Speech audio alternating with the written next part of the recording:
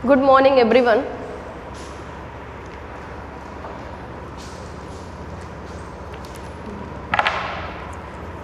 आज आप सभी लोग हिंदी पढ़ेंगे। आज आप सभी लोग हिंदी पढ़ेंगे।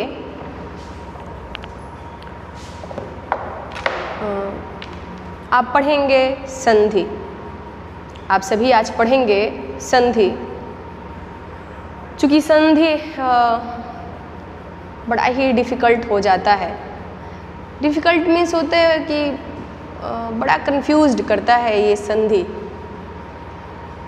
तो आज ये जो संधि है, ये टॉपिक आपका जो संधि है, इसको पूरा कंप्लीट करने में, पूरा बनाने में कम से कम 5 दिन लग जाएंगे। क्योंकि मैं नहीं चाहती कि मैं सिर्फ पढ़ाती जाऊँ, आपको कुछ समझ में ना आए। थोड़ा थोड़ा वीडियो बनाऊंगी, थोड़ा थोड़ा डालूंगी आपको देखने के लिए कि आप उसे बखूबी समझ सकें, बढ़िया से समझ सकें, कि ये कन्फ्यूज़न ना रह सके, ये कन्फ्यूज़न धीरे धीरे ख़त्म हो जाए आपके मन से। तो ये संधि जो है थोड़ा विस्तृत है, टाइम लगेगा, लेकिन थोड़ा थोड़ा समझेंगे, बढ़िया से समझ लेंगे, दिक्कत नहीं आएगी।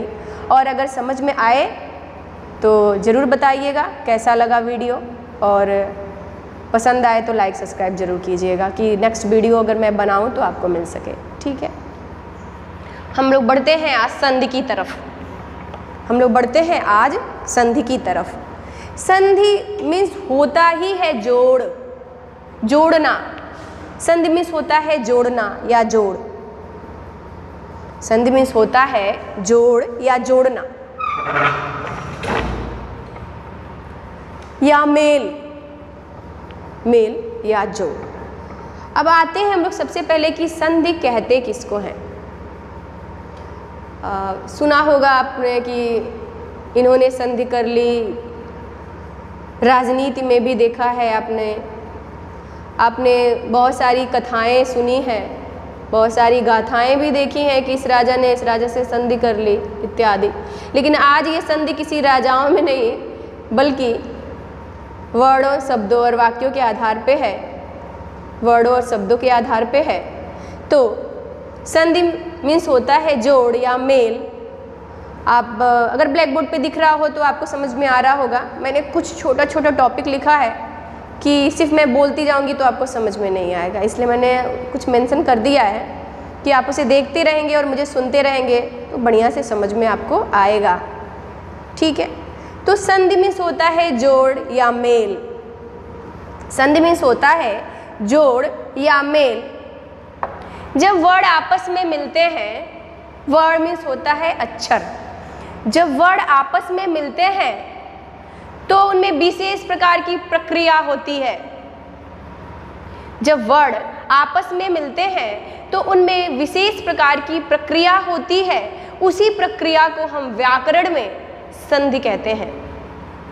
जब वर्ड आपस में मिलते हैं, वर्डों के परस्पर मेल से बने हुए नए रूप ही संधि कहलाते हैं। ऐसे आप लोग तैयार कीजिएगा।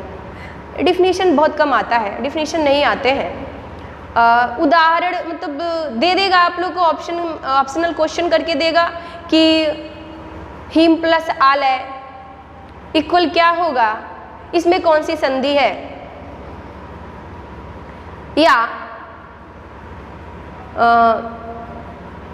कुछ भी दे देगा, ऐसा कोई शब्द दे देगा, कोई भी ऐसा शब्द दे देगा, जगदीश्वर दे देगा, जगदीश्वर दे देगा, ठीक है, महेंद्र दे देगा, हिमालय दे देगा।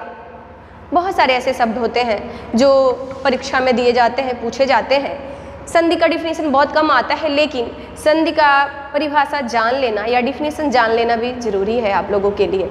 जब वर्ड आपस में मिलते हैं, जब वर्डों का परस्पर मेल, वर्डों के परस्पर मेल से जब एक नया रूप बनता है, नए शब्द बनते हैं, उसे ही हम संधि कहते हैं। वर्डों के परस्पर मेल से एक नई प्रक्रिया होती है, उसे ही हम संधि कहते हैं। आप लोग देख सकते हैं अपने ब्लैक बोर्ड पे दिया हुआ है, मैंने मेंशन किया है परम प्लस ईश्वर। अभी मैंने जगदीश्वर के बारे में बताया आपको। परम प्लस ईश्वर ये मिलके जो बन गया है परमेश्वर। जब वर्णों के परस्पर मेल से बने हुए नए शब्द ही संधि कहलाते हैं। वर्णों के परस्पर मेल से बने हुए शब्द ही संधि कहलाते हैं। जैसे परमेश्वर, जगदीश्वर, परम प्लस ईश्वर, जगत प्लस ईश्वर, ठीक है। महेंद्र, महा प्लस इंद्र, महा plus Indra, Himalaya, him plus आलय। अभी तो आपको ये पता है कि जोड़, क्योंकि वो जोड़ हो रहा है परमेश्वर, हिमालय, जगदीश्वर, ये सब क्या हो रहे हैं? जोड़ हो रहे हैं। मतलब शब्द जब वर्ड मिल रहे हैं तो उससे एक नया शब्द बन रहा है। अब ये दोनों अलग अलग शब्द हैं, परम अलग है, ईश्वर से अलग है, लेकिन जब दोनों में मिल जाता है तो वो परमेश्वर हो जाता है, उसके अर्थ को भी बदलाव कर देता है। जगदीश्वर, जगत प्लस ईश्वर, जगत के ईश्वर। तो संधि में होता है जोड़, और इसी संधि में एक आता है संधि विच्छेद। संधि विच्छेद, इन जोड़ों को अलग करना सार्थक रूप से, इन शब्दों को अलग करना सार्थक मीन्स जिसका सही अर्थ हो, ऐसे ही अलग नहीं कर देना है, उसके सही अर्थ हो। तो फिर से हम बढ़ते हैं। वर्ण, जब वर्ण आपस में मिलते हैं तो बिना बाधा और रुकावट के उससे एक नए शब्द का निर्माण होता है, उसे ही हम संधि कहते हैं। और आप देख सकते हैं विच्छेद मीन्स होता है अलग करना। जब वर्णों को हम अलग करते हैं और उसका एक सार्थक अर्थ निकलता है, उसे ही हम वर्ण विच्छेद कहते हैं। वर्णों को जब अलग किया जाता है और सार्थक रूप से अलग किया जाता है कि उसके सही अर्थ निकले, उसे ही हम वर्ण विच्छेद कहते हैं। क्वेश्चन आ जाते हैं कि लघुर्मी, ये शब्द दिए हुए हैं, इसका संधि विच्छेद कीजिए और ये बताइए कि ये कौन सा संधि है। महोत्सव, महोत्सव दे दिया जाएगा और लिख दिया जाएगा कि इसको संधि विच्छेद करिए, तो महा प्लस उत्सव, जिसका सार्थक अर्थ हो, निरर्थक नहीं।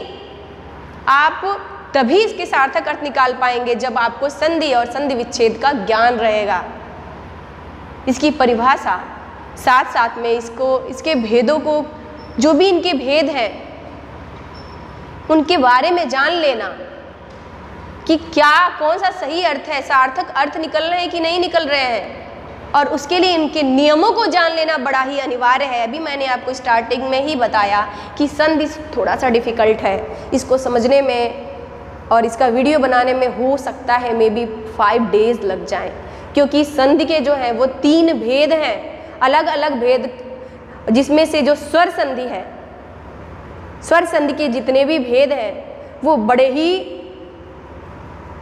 कंफ्यूज करते हैं, बड़े ही कंफ्यूज कर देते हैं, और व्यंजन और विसर्ग को समझना बहुत ज़्यादा दिक्कत नहीं करता है। फिलहाल हम बढ़ते हैं संधि की तरफ, और संधि विच्छेद जो मैं अभी समझा रही थी कि वर्णों का जब आपस में स्वतंत्र रूप से दोनों मिलते हैं और उससे एक सार्थक अर्थ निकलता है, उसे हम संधि कहते हैं। और जब इन्हीं वर्णों को सार्थक रूप से अलग किया जाता है तो वो संधि विच्छेद कहलाते हैं, क्योंकि संधि विच्छेद मीन्स होता है अलग होना या अलग करना, ठीक है। जैसे परम प्लस ईश्वर, परमेश्वर, महेंद्र, महा plus Indra, Himalaya, him plus आलय, विद्यालय, विद्या प्लस आलय। विद प्लस आलय नहीं हो सकता, विद्या प्लस आलय, विद्या का घर। और इनमें जो है, इन सभी संधियों में जो भी संधि का जो भी मैं आपको प्लस प्लस करके बता रही हूँ, इनमें जो है ये चिन्ह जो है परसर्ग छिपे होते हैं, इनमें परसर्ग छिपे होते हैं कि हम उसको अगर बोलेंगे, उसको उसके साथ उसका अर्थ निकालेंगे तो वो शब्द आएगा। जैसे अभी मैंने आपको बताया हिमालय, हिम प्लस आलय। हिम मीन्स होता है बर्फ, आलय मीन्स घर, बर्फ का घर, बर्फ का घर। जैसे विद्यालय, विद्या प्लस आलय, विद्या का घर। महोत्सव, महा प्लस उत्सव, महान उत्सव, ठीक है। और बहुत सारे ऐसे शब्द हैं जैसे रजनीश, रजनीश, रजनी प्लस ईश, अर्थात रजनी मीन्स होता है रात और ईश मीन्स भगवान। अब रजनीश किसको कहा जाता है आप सबको पता है। रात का राजा कौन है आप सभी लोग जानते होंगे कि रात को आसमान में कौन राजा बनता फिरता है, इतना तो ज्ञान होगा ही आप सभी को। चलिए ठीक है, संधि समझ में आ चुका होगा कि जब वर्णों का आपस में परस्पर मेल होता है तो उसे एक नए रूप बनते हैं, नया शब्द बनता है, वही संधि कहलाता है। और संधि विच्छेद का तात्पर्य होता है अलग होना, अलग करना, और उसे एक सार्थक रूप से अलग करना ही संधि विच्छेद कहलाता है। हिंदी में जब वर्णों को अलग करना वो अलग है कि अब मैंने जब वर्ड समझाया था तो बताया था कि स्वर और व्यंजन के बारे में कि स्वर जो है व्यंजन के बिना भी स्वतंत्र है, क्योंकि वो स्वतंत्र होता ही है। और मैंने ये भी बताया था कि स्वर कितने होते हैं, और व्यंजन के बारे में भी बताया था कि स्वर की सहायता से ही व्यंजन का उच्चारण किया जा सकता है। एनीवेज आगे बढ़ते हैं हम लोग। अब आते हैं हम लोग, आप लोग संधि समझे, संधि विच्छेद भी समझा कुछ उदाहरणों के साथ। अब हम बढ़ेंगे कि संधि के भेद कितने होते हैं, संधि के कितने भेद होते हैं। तो संधि के 3 भेद होते हैं, आप लोग देख सकते हैं ब्लैक बोर्ड पे। संधि के 3 भेद होते हैं, स्वर, व्यंजन और विसर्ग। मीन्स स्वर संधि, व्यंजन संधि और विसर्ग संधि। आज सिर्फ और सिर्फ स्वर संधि का जो भेद जितने भी हैं उनके नाम मैं बताऊंगी, साथ में सिर्फ और सिर्फ दीर्घ संधि, दीर्घ स्वर संधि की परिभाषा आपको दूंगी और आपको उसको पूरा का पूरा कोशिश करूंगी कि आपको समझ में आ जाए। पूरा प्रयास रहेगा मेरा कि आपको समझ में आ जाए। तो संधि आप सबको समझ में आ चुका, संधि विच्छेद समझ में आ चुका। और अब आते हैं हम कि संधि कितने होते हैं। मैंने अभी बताया कि संधि के 3 भेद होते हैं, स्वर संधि, व्यंजन संधि और विसर्ग संधि। स्वर संधि याद रहे, हमेशा दिमाग में अच्छी तरह बैठाइएगा। संधि के 3 भेद होते हैं, स्वर संधि, व्यंजन संधि और विसर्ग संधि। स्वर संधि के कितने भेद होते हैं, अब व्यंजन और विसर्ग को थोड़ी देर के लिए भूल जाइए और सिर्फ दिमाग लगाइए, सिर्फ दिमाग एक जगह एकाग्रचित कीजिए कि स्वर संधि के कितने भेद होते हैं। तो स्वर संधि के वो भी मैंने मेंशन किया हुआ है कि स्वर संधि के 5 भेद होते हैं। स्वर संधि के 5 भेद होते हैं। कौन कौन सा? दीर्घ संधि, गुण संधि, वृद्धि संधि, यड़ संधि और अयादि संधि। ये क्वेश्चन आते हैं, ये कंपटीशन एग्जाम में भी क्वेश्चन बहुत आते हैं। तो आप लोग प्रिपेयर्ड रहेंगे अभी से तो आगे के लिए बहुत ही काम करता है। संधि, समास, संधि हुआ, समास हुआ, अलंकार हुआ, वर्ड हुआ, ये बहुत ही ज़्यादा हेल्प करते हैं। ठीक है, तो संधि के 3 भेद होते हैं, स्वर संधि, व्यंजन संधि और विसर्ग संधि। और स्वर संधि के 5 भेद होते हैं, दीर्घ संधि, दीर्घ, वृद्धि, गुण, यड़ और अयादि संधि। ठीक है, और हम सबसे पहले बढ़ेंगे किसकी तरफ? दीर्घ संधि की तरफ, दीर्घ स्वर संधि, दीर्घ संधि की तरफ हम सबसे पहले बढ़े। दीर्घ, और मैंने आपको बताया था दीर्घ मीन्स होता है बड़ा, जहाँ पे बड़े का वर्चस्व हो, बड़े का वर्चस्व हो। हर बार मैं यही कहती आई हूँ आपको समझाते हुए कि बच्चों कुछ भी ऐसा टॉपिक हो जो तैयार ना हो सके उसको अपने निजी जीवन से जोड़िए तो आपको परेशानी नहीं आएगी। तो दीर्घ संधि हम पढ़ेंगे सबसे पहले। दीर्घ मीन्स होता है बड़ा, ह्रस्व मीन्स होता है छोटा। आपको मैंने बताया था कि स्वर के 3 भेद होते हैं, ह्रस्व, दीर्घ और प्लुत स्वर। स्वर के बारे में मैंने आपको बताया था, है ना। तो यहाँ पे संधि के बारे में हम बता रहे हैं आपको कि संधि के 5 भेद होते हैं, जिसमें से अभी आप लोग दीर्घ संधि के बारे में पढ़ेंगे। दीर्घ मीन्स होता है बड़ा, चाहे कितना भी छोटा आ ले लेकिन अंत में बड़े की ही जीत होती है। दीर्घ संधि के साथ ये ध्यान रखिएगा, चूंकि यह स्वर में आता है, व्यंजन में नहीं। और आप सबको पता है कि अ से लेके औ तक और एक आ जो आ गया है नया, स्वर संधि ही है। स्वर संधि में सिर्फ और सिर्फ जो होता है उसको विच्छेद करने में स्वर ही आएंगे, ना कि व्यंजन और ना विसर्ग आएंगे। आपको ये समझ में नहीं आ रहा होगा, लेकिन जब मैं परिभाषा के साथ उदाहरण आपको समझाऊंगी तो आपको समझ में आ जाएगा। दीर्घ मीन्स होता है बड़ा। दीर्घ मीन्स क्या होता है? बड़ा। तो दीर्घ में बड़ा का तात्पर्य ये है कि जब ह्रस्व या दीर्घ, जब ह्रस्व या दीर्घ, ह्रस्व मीन्स छोटा या दीर्घ, अ ई उ, अ ई उ के बाद अ ई उ आए तो, अब ये बोलोगे कि मैम ये क्या अ ई उ समझ में नहीं आ रहा है। तो उनके स्थान पे आ, ई और ऊ हो जाता है। अब कैसे हो जाता है? उदाहरण में देखिए, मैंने दिया है दीर्घ में कि आप लोग को समझ में भी आता रहे कि जब अ ई उ के बाद प्लस दिया है, अ ई उ आए तो उनके स्थान पे ये जब छोटे हैं, ध्यान रहे, उसके अ की जगह ये अ जो है ये छोटा है, अ छोटी ई छोटा ऊ, तो ये आ बड़ी ई और बड़ा ऊ हो जाता है। अब कैसे हो जाता है? उदाहरण देखिए, जैसे दिया है देव प्लस आलय, देव प्लस आलय, तो आप लोग देखेंगे कि देव ये लास्ट में इसको अलग किया जाता है, इसका अंतिम और इसका फर्स्ट, ऐसे ही संधि विच्छेद करते हैं, ऐसे ही संधि विच्छेद किया जाता है, अलग किया जाता है। मैंने कहा कि संधि विच्छेद का तात्पर्य होता है सार्थक रूप से। देव प्लस आलय अर्थात देव का घर, देवताओं का घर। देव मीन्स आपको पता ही है देव किसे कहते हैं, ठीक है। तो देव, इसका पहला अंतिम अक्षर का जो भी आप उच्चारण कर रहे हैं, देव, आप लोग खुद से बोलिए देव, अ आ रहा है, अ आ रहा है तो यहाँ पे हो जाएगा अ, और ये आ है ही। जब ह्रस्व या दीर्घ अ ई उ के बाद अ ई उ ही आए या आ बड़ी ई बड़ा ऊ ही आए, तो किसी भी दशा में कुछ भी हो, पहले आ जाए बाद में ई आए, या पहले ई आ जाए बाद में बड़ी ई आए, तो किसी भी दशा में दीर्घ ही होता है। जैसे मैंने आपको समझाया, देव प्लस आलय, अ प्लस आ इक्वल हो जाएगा देवालय।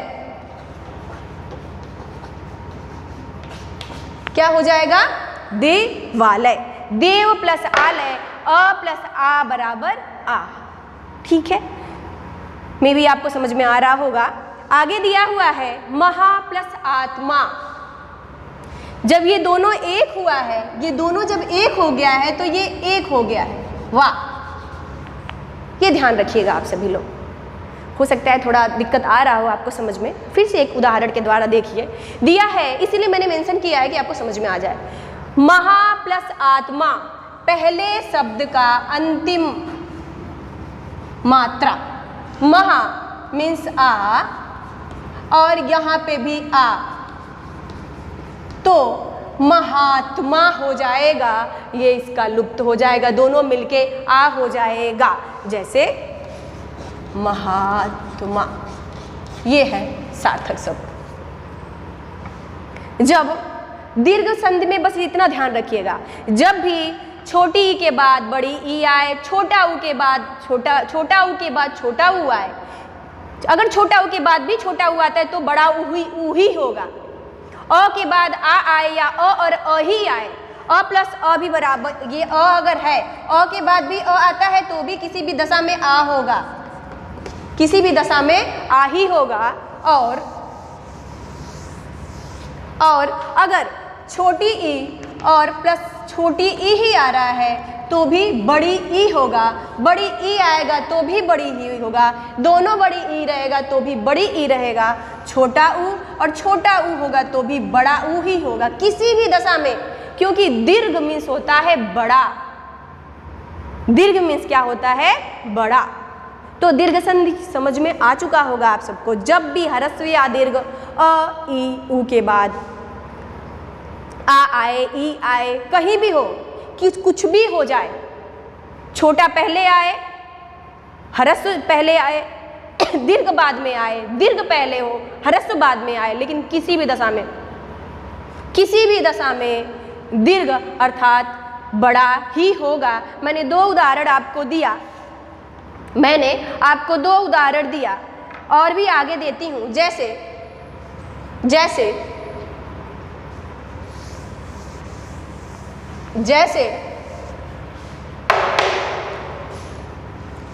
वधु प्लस उत्सव, आपको जब भी संधि विच्छेद करना हो और इसको जोड़ना हो, संधि करना हो, संधि विच्छेद देता है इसको संधि करना पड़ता है, और संधि रहता है उसको संधि विच्छेद करना रहता है। ठीक है, जैसे दिया है वधु प्लस उत्सव और सत्य प्लस आग्रह, तो तभी आप समझिएगा कि ये दीर्घ संधि है, कोई और संधि नहीं है, क्योंकि इसमें सिर्फ स्वर है, सिर्फ और सिर्फ स्वर है। कब? यहाँ पे इस शब्द के अंत में, और प्रथम शब्द के अंत में और दूसरे शब्द के प्रारंभ में, प्रथम शब्द के अंत में और दूसरे शब्द के प्रारंभ में। कब? जब संधि विच्छेद करेंगे। दिया है जैसे वधु प्लस उत्सव, आप सबको पता है ये बड़ा ऊ की मात्रा है, यहाँ पे लिखेंगे बड़ा ऊ और यहाँ पे प्लस पहले शब्द का अंतिम और दूसरे शब्द का प्रथम। तो ये बड़ा ऊ हो गया और ये छोटा ऊ हो गया, तो किसी भी दशा में ये बड़ा ऊ ही होगा, इसमें कंफ्यूज ना होइएगा आप लोग। अभी मैं आपको वधुत्सव लिख के दिखाती हूँ। और सत्य प्लस आग्रह, तो सत्य अ आ रहा है बोलने में, प्लस आ इक्वल बड़ा आ, क्या? बस आ। बड़ा आ तो होता ही नहीं है, सिर्फ अ और आ होता है। वैसे ही तो जब हम सत्य प्लस आग्रह, तो इसको अगर हम संधि करेंगे तो हो जाएगा सत्याग्रह। सार्थक अर्थ होना चाहिए, गलत अर्थ नहीं होना चाहिए। और दूसरा है, पहला है वधुत्सव, तो वधु प्लस उत्सव, तो ये हो जाएगा वधुत्सव। मुझे उम्मीद है आप लोग को दीर्घ संधि समझ में आ चुका होगा।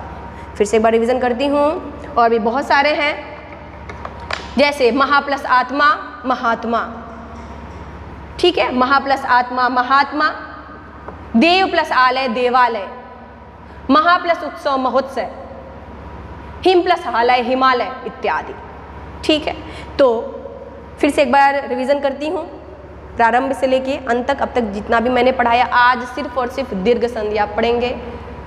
नेक्स्ट वीडियो में मैं गुण संधि के बारे में प्रतिदिन एक संधि से लेके जो भी भेद हैं सिर्फ 2 ही समझाऊंगी, क्योंकि ज़्यादा समझाऊंगी